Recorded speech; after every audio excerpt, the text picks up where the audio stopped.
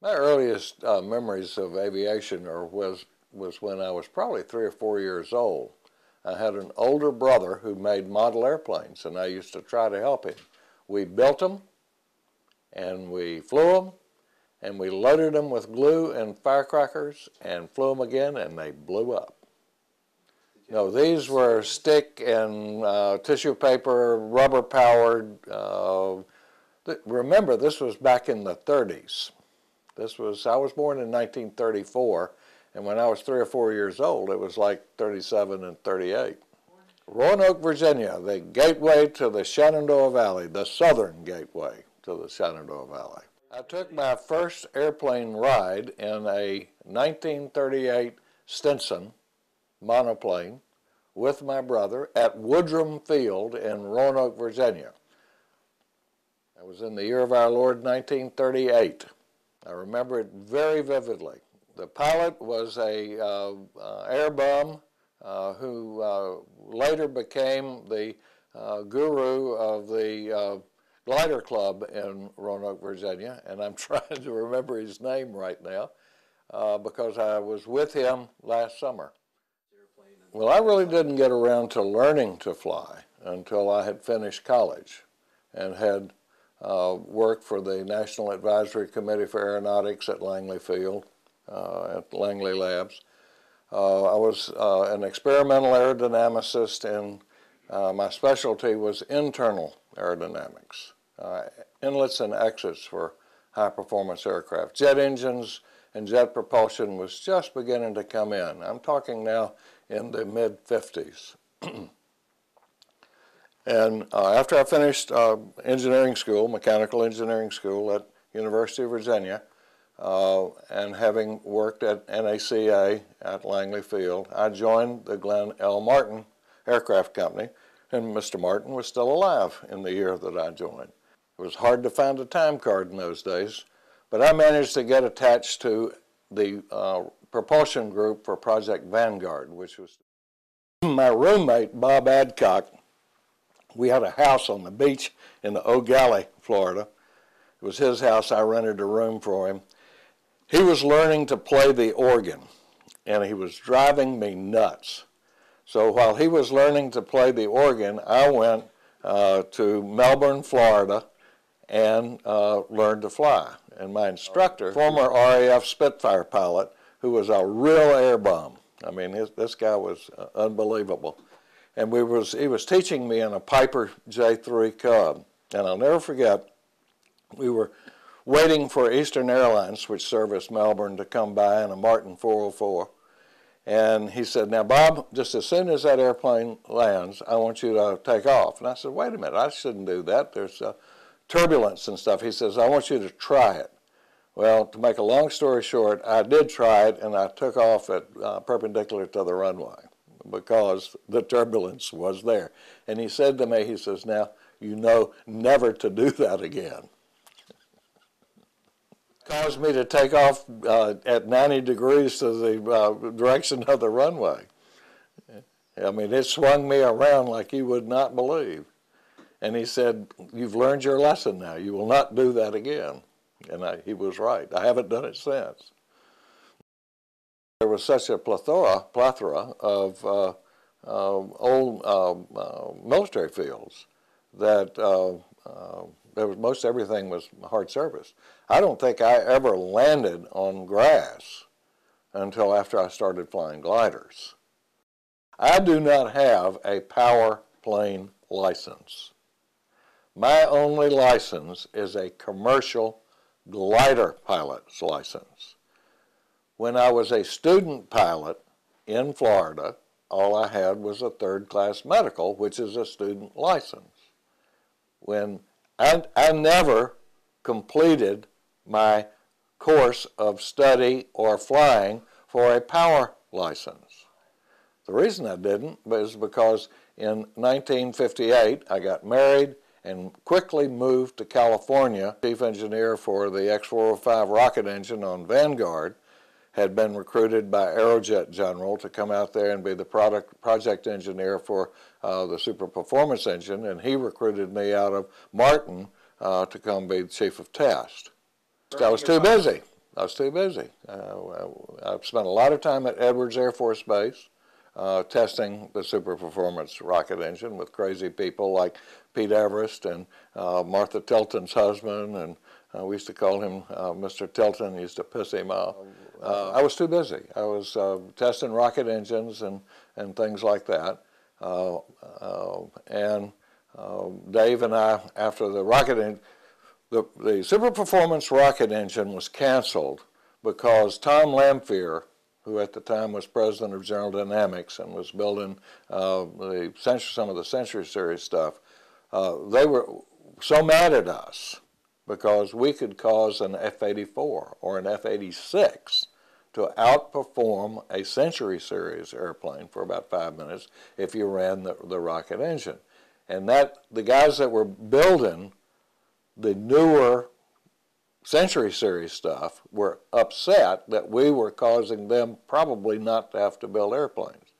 So in the higher ranking parts of the United States Air Force, etc., our project was canceled. Bob Truax, who did the steam rocket for Evel Knievel, was just getting started good up at Sacramento. Dave and I were down in L.A., but we sort of ran a competition within Aerojet for spending independent research and development money. Truax was sea launching rockets in his head from T-1 tankers submerged with the bow up, and Dave and I developed a rocket that was in competition with the Saturn V called Cosmos. And Cosmos was a very, very interesting machine. It was two-stage, and it had an Oswatich nozzle. Well, things were happening pretty fast and furious back in those days. And I was lucky enough to be on the cutting edge of early aerodynamics of high-speed and high-performance stuff, and then in the rocket world. It was at the time of working for Polaroid that I saw a big billboard on the Central Artery in Boston. I was working in Cambridge and living on the South Shore in Hingham, Massachusetts. A big billboard on the Central Artery that said, "Soar Plymouth." And I went one Saturday down to investigate soaring at Plymouth, and Jim Bonney, who at the time was chief engineer for WGBH Radio, who was a very experienced glider pilot, took me for a ride in an ASK-13, and I was hooked. 3 months later, I had my glider license. 5 months later, I had a glider, and I have been a glider pilot ever since. This all occurred in like 1969 and 70. I lived in Hingham, Massachusetts, right on the beach on Crow Point. And in the summertime, a group of us glider pilots used to go up to Sugarbush in Vermont, Franconia in New Hampshire, and fly strange and wonderful things that are caused by Mother Nature. There are three kinds of lift that glider pilots love. First is thermal. That's when the earth heats and radiates and convects the heat back into the air, and a bubble forms attached to the earth with surface tension. A dog or a cat runs through it, or an automobile, something happens to disturb that bubble. If the temperature difference per 1,000 feet is greater than about 4 degrees Fahrenheit, that bubble breaks loose from the earth. It doesn't stay hemispherical or spherical. It becomes toroidal, like a donut. It begins to rise, expand, accelerate, and cool. And when the right temperature, pressure, dew point condition is met, it pops into a puffy cumulus cloud. Well, glider pilots get in that torus and go up with it, and that's called thermal lift. And that's very enjoyable. Thermals here on Martha's Vineyard, the convection layer generally ends about 3,000, 4,000 feet above ground level. When you get out in the West Coast, in the desert area and things like that, it's not uncommon for thermals to go on up to 15,000, 20,000 feet above sea level. Second kind of lift is ridge lift. The wind is blowing fairly strong against a sharp obstruction like a mountain range or something like that. And you, in your glider, tuck your wing on the upwind side of that obstruction almost into it, and as that air is trying to get over that obstruction, it's causing you to go up, and you're turning that up into forward motion, and that's called ridge soaring. Ridge soaring is a lot of fun, but you're awfully close to the ground.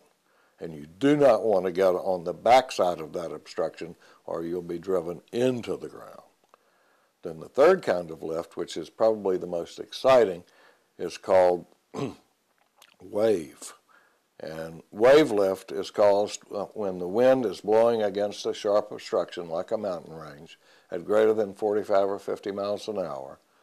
And visualize a fast-flowing stream with a rock in it. As the water goes around and over that rock, it forms ripples downstream. Well, the same thing happens in air, even though air is compressible and water is not. But you get ripples, waves on the downwind side of the obstruction causing it. It's theoretically possible for the first wave, the primary wave after the obstruction, to be 36 times the height of the obstruction causing it.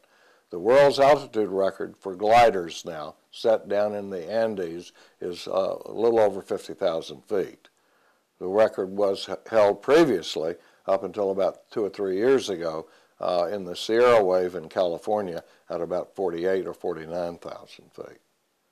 Here in New England, the altitude record set by a woman up in New Hampshire, Babs Nutt, set it back in the 50s, 36,000 feet.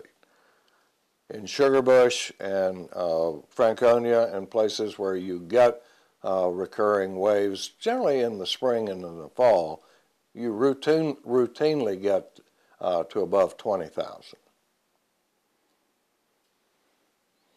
So here out in the middle of the ocean on the island?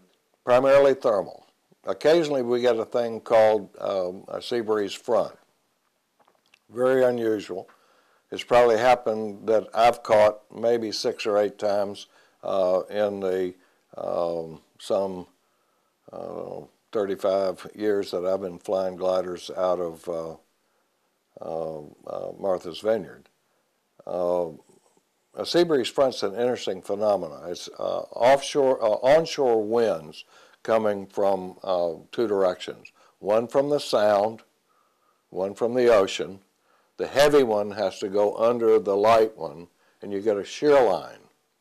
And you can fly that shear line. It's not wide. The best one I've ever had here, the front ran from about Katama to Menemsha. And I worked that between about 2,000 feet and 7,000 feet. And I had a paying passenger with me who was a lawyer. And I will never forget it, because our normal flight was probably 30, 40 minutes. And he and I had been playing in this sea breeze front for about an hour. And he says, "When are you going to take me back?" And I said, "I'm going to take you back when I see somebody at Katama that's got money in their hands, or this sea breeze front runs out." "Why?" He says, "Because I'm getting a little sick." And he said, "I think I'd like to go back." Well, it took me about 20 minutes to get back because it was hard to get down. And when I got him down and got his money, I went back up by myself and I could not find it. This front was gone. I could not find it. Now, here on the island, we have an interesting phenomenon, and that is that Father Nagel, the Catholic priest on the island, is a balloon instructor and a glider instructor. And Nagel is the guy that gives me my biannual flight reviews every 2 years to make sure that I'm still capable of flying a glider properly. That's an interesting story too, don't you think? Well, Nagel is a very interesting aviation guy. He is not only a balloon and glider pilot, I think he also jumps out of airplanes. My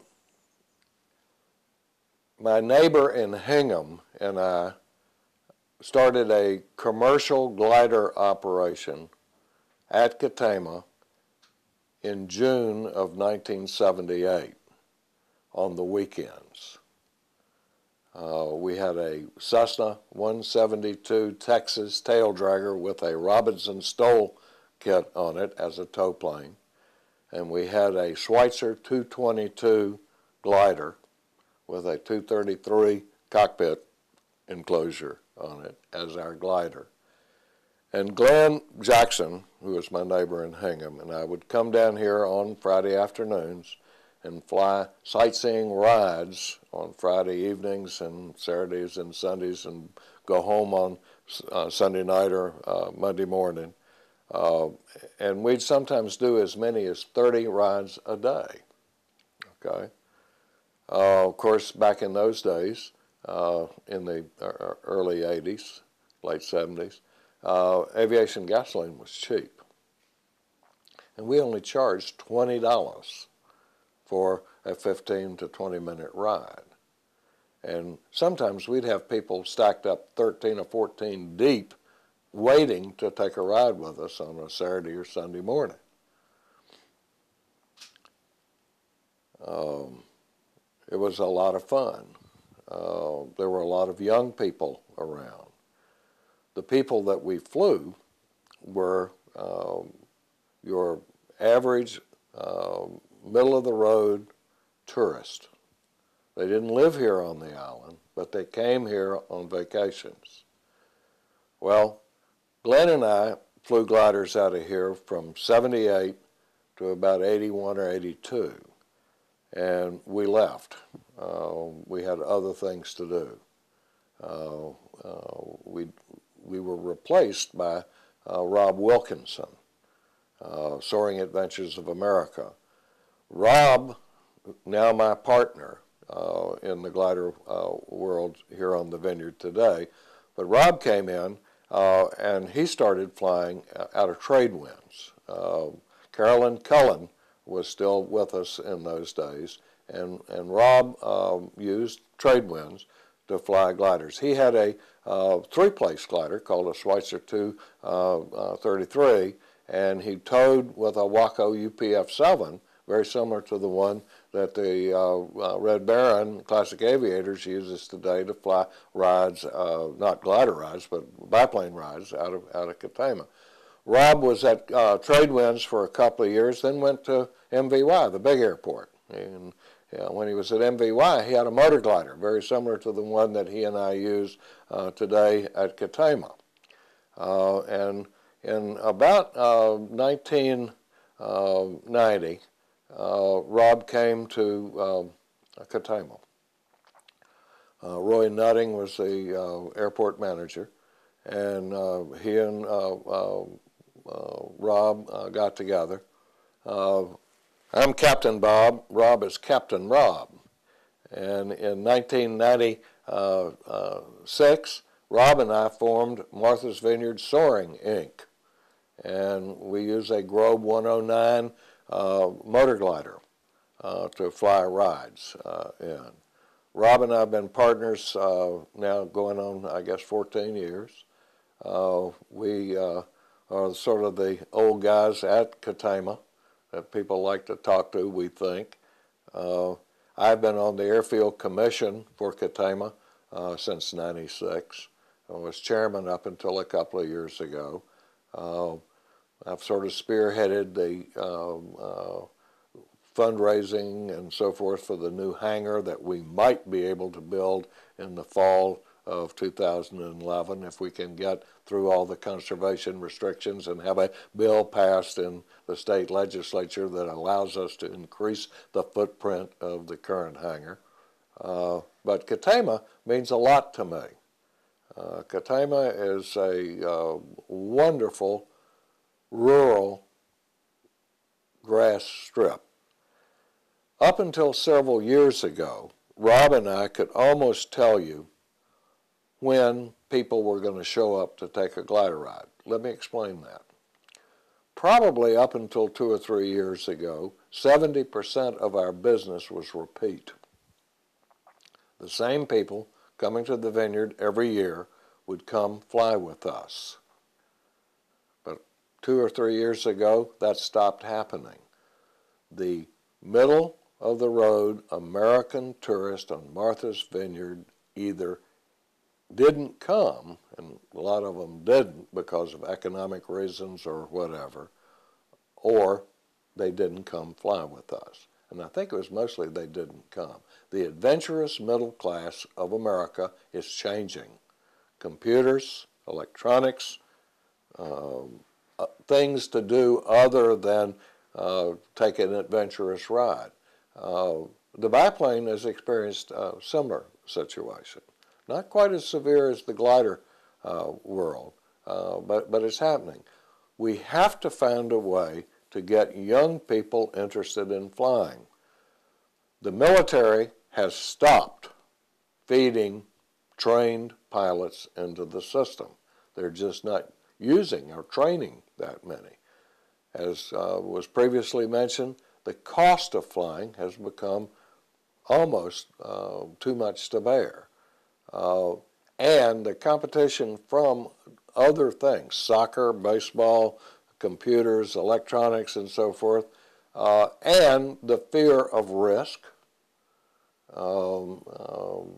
It takes somebody who's got some intestinal fortitude to get in a machine and go flying around.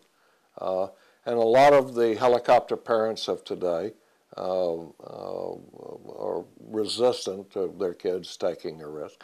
I'll never forget one of the, probably my most disappointing glider flights was this young girl was brought by her parents out to fly with us back in probably 1980.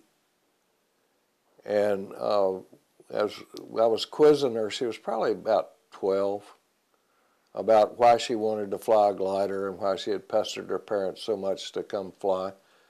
She was so knowledgeable of aviation and the aerodynamics and things like that for a kid 12 years old that when we got up and off tow, I said, "Do you want to fly this thing?" And she said she would love to.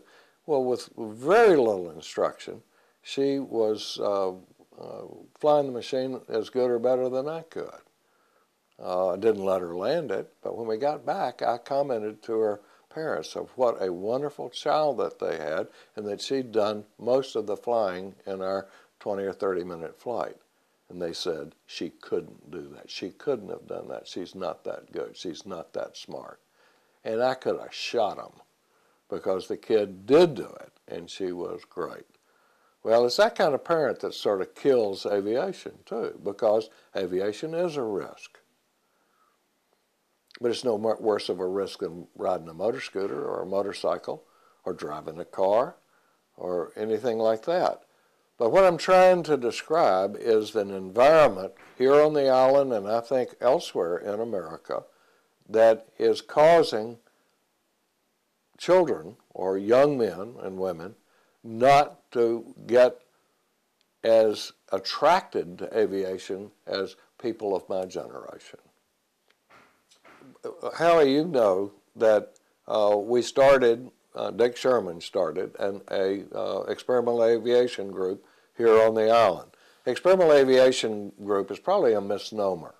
It's a aviation group that bands together people who have a common interest in flying, whether it's watching it, doing it, building it, looking at the history of it. It's people that are interested in aviation.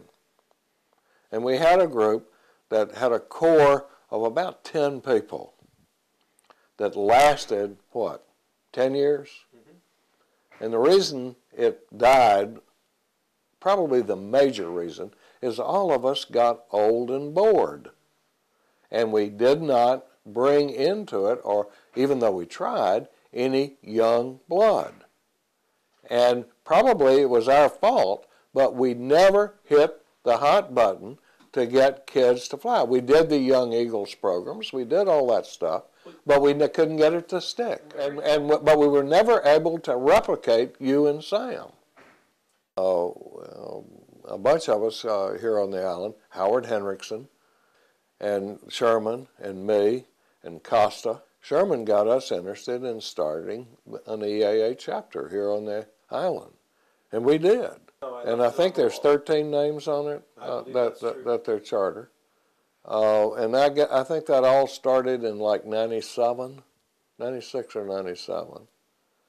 And our first big project was to get artifacts of the aircraft station, the Navy airport here, which was the beginnings of MVY, and have the models and all that stuff that's up there now. And Sherman did all that. I mean, he was the leader of all that stuff. And our first Young Eagles program. That's how we snared you and Sam, I think, was the first Young Eagles, wasn't it? And people may not know what the Young Eagles program is all about. It's a program by the EAA to attract and hold young people into the aviation community, whether they are interested in watching them, building them, flying them, or studying the history of them.